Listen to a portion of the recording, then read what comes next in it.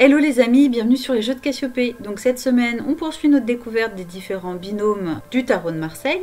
Et donc cette fois-ci, on va s'attaquer au binôme qui va être constitué par le battleur et la roue de fortune. Donc comme toujours, un petit rappel rapide des mots-clés significatifs de chacune des cartes indépendamment l'une de l'autre. Et ensuite, on va essayer de les faire correspondre ensemble afin de voir ce que ce binôme peut vouloir dire dans les différents domaines. Donc on commence avec le battleur qui, comme toujours, représente la jeunesse, l'innocence, la naïveté, l'immaturité, le manque d'expérience, le début, un projet, l'initiative, le jeu, les artistes et les commerçants. Et la roue de fortune, quant à elle, qui représente le destin, le karma, les cycles et les fluctuations, c'est-à-dire les hauts et les bas, l'argent, les comptes bancaires, la trésorerie, en gros l'argent, mais pas l'argent qui est forcément placé à la banque sur du long terme. On est plutôt sur quelque chose qui va et qui vient.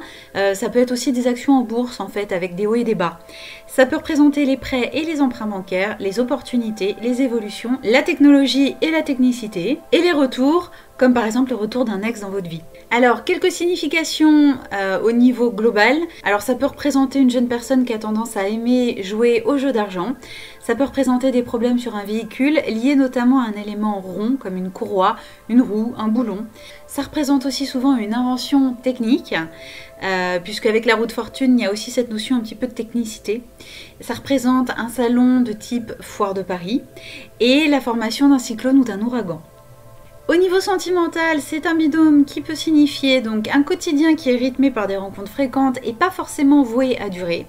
Ça peut représenter un enfant qui arrive dans la vie du consultant et puis ça peut faire référence à la rencontre d'un très jeune homme ou alors d'une personne pas forcément très jeune mais alors très immature.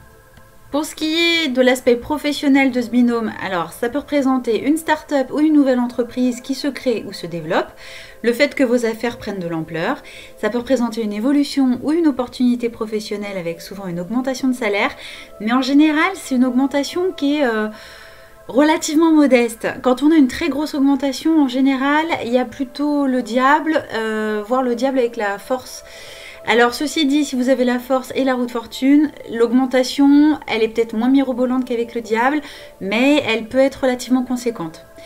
Sinon, ça peut représenter aussi un renouveau professionnel, un commercial qui fait le tour de ses clients, et enfin un stage ou une formation pratique qui fait évoluer votre carrière. Alors je dis pratique parce que le battleur, on est plutôt sur quelque chose de concret, de manuel, on apprend un savoir-faire et surtout on fait souvent avec ses mains, ou en tout cas on fait des choses concrètes.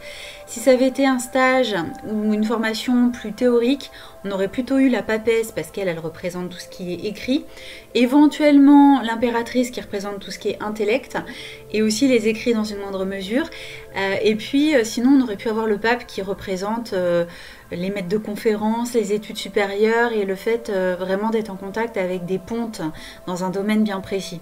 Au niveau des métiers qui peuvent être représentés par ce binôme, alors ça peut représenter un inventeur, un mécanicien, un commercial, un vendeur de voitures ou de vélos, un camelot ou un vendeur sur les marchés, les foires, les salons, etc.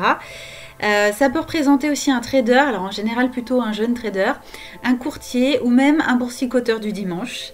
Ça peut représenter un croupier ou parfois, vous savez, ces arnaqueurs de rue là qui vous mettent des gobelets, vous mettent un objet sous un gobelet, vous font croire que si vous misez de l'argent, vous avez une chance de pouvoir remporter de l'argent alors qu'en fait tout est pipé depuis le départ et donc vous êtes voué à perdre votre argent à coup sûr. Ça peut représenter aussi un acrobate, un forain ou un artiste de cirque et puis un horloger. Et enfin, on termine avec les significations en lien avec la santé. Donc côté forme, ça va représenter un accouchement, surtout si le battleur et la roue de fortune sont accompagnés du monde. Ça peut représenter un regain d'énergie ou même une rémission.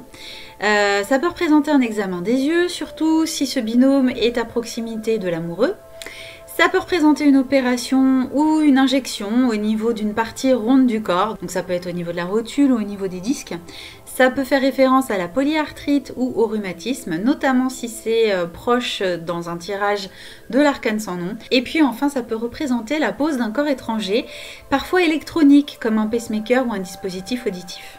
Alors, j'espère que cette vidéo vous a plu et qu'elle vous sera utile. Si c'est le cas, n'hésitez pas à liker la vidéo afin de lui donner plus de force et à m'encourager. Vous pouvez aussi me dire ce que vous en avez pensé et puis me laisser vos questions et vos remarques dans la zone de commentaires qui est juste en dessous de la vidéo. Ça me fait toujours super plaisir de vous lire et je répondrai à vos questions avec grand plaisir. Et puis surtout, si vous ne voulez pas louper mes prochaines vidéos, la meilleure solution, c'est de vous abonner à ma chaîne YouTube et de bien penser à activer les notifications en cliquant sur la petite cloche. Je vous dis donc à très bientôt sur les jeux de Cassiopée. Ciao ciao!